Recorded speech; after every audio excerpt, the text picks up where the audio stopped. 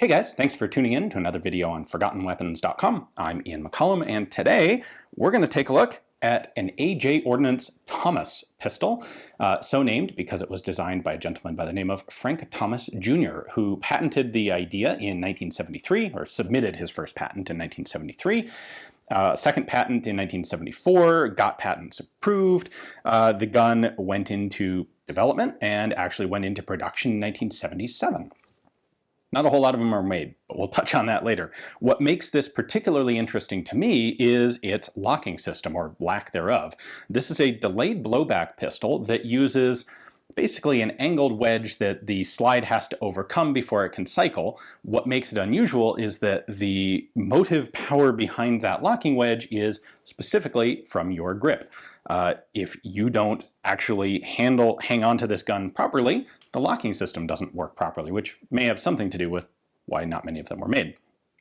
But to start with, the basic concept behind this pistol was to develop something that was particularly suitable for concealed carry, but in .45 ACP. So if you take a look at his patent, he talks a lot about how hammer-fired guns rely on mechanical safeties, and mechanical safeties can sometimes break or be too slow to use, or otherwise generally undesirable. Hammer might catch in your pocket, something like that. So what he really specifically wanted to do was develop a hammerless, striker-fired gun that didn't require a manual safety. So this has a very long, very heavy trigger pull, like a double-action revolver.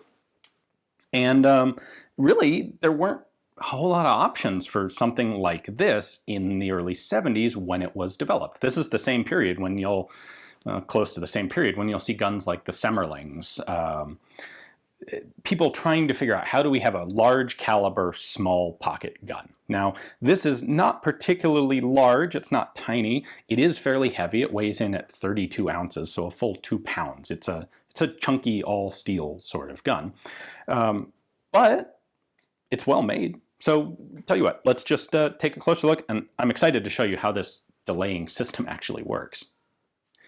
So this is a chunky heavy pistol, but it's not actually all that large. Perhaps its greatest failing as a concealed carry pistol is the width, which is pretty significant. Now, basic drift adjustable sights. We have a long double action trigger pull that many refer to like a staple gun, and they're not far off. I will say it's smooth, it's just very heavy. And it gets heavier as you get it farther and farther back. Now, here is one immediate failing of the pistol. Actually, I suppose I should show you first the way the grip safety, well, it's not really a grip safety, the way that the locking system works. When you push this lever in, which certainly looks like a grip safety, a pair of little lever arms come up and lock into the slide. So there's one on that side, and there's one on this side. So when you hold the pistol, and by the way, it does feel quite comfortable in the hand. When you hold it here, it's difficult not to engage that grip safety.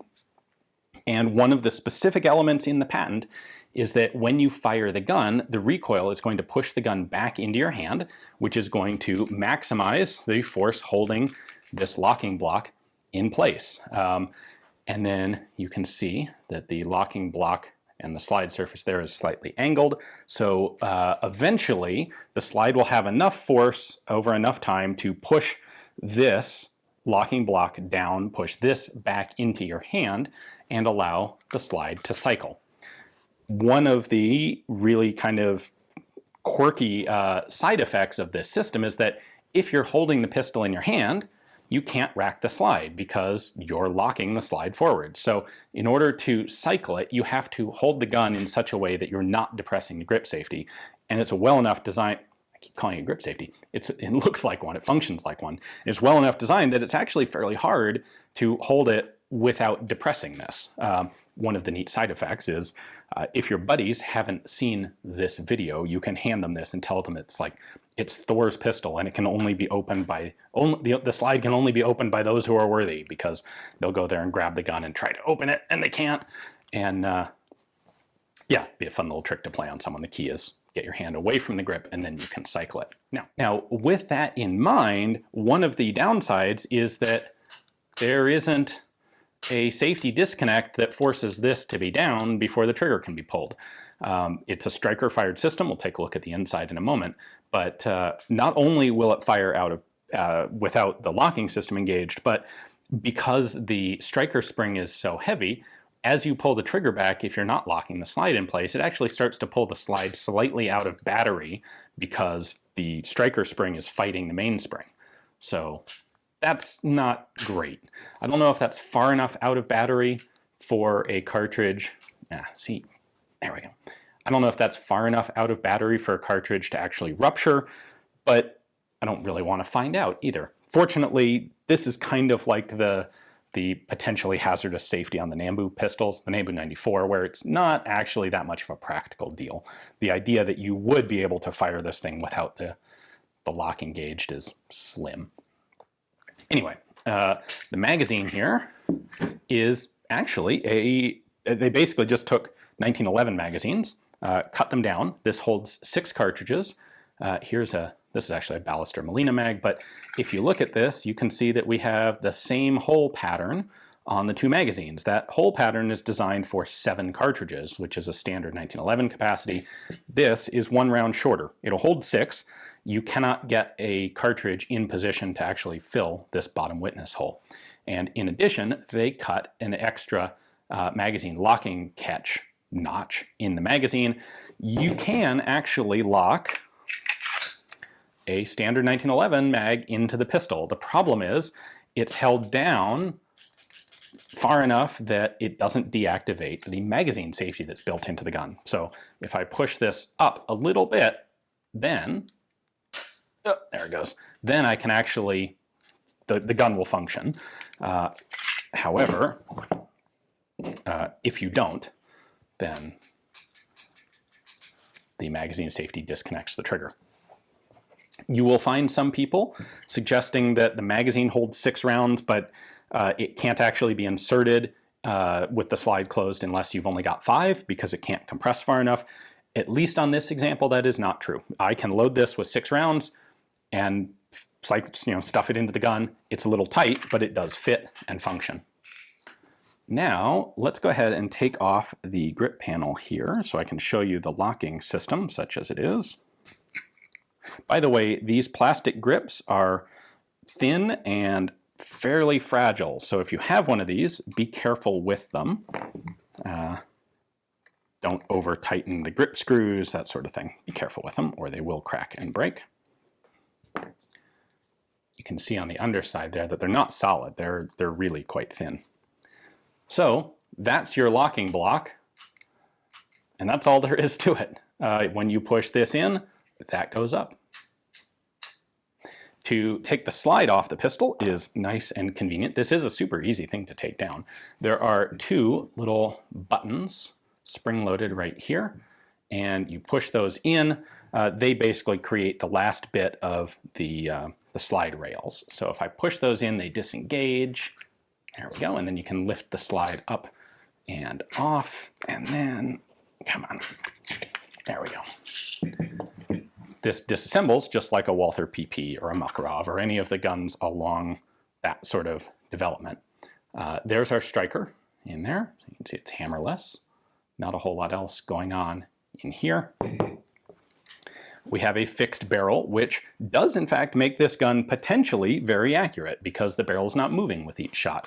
However, the very long double action trigger pull kind of negates any inherent mechanical accuracy advantage that you get from the fixed barrel, because it's really hard to shoot this accurately.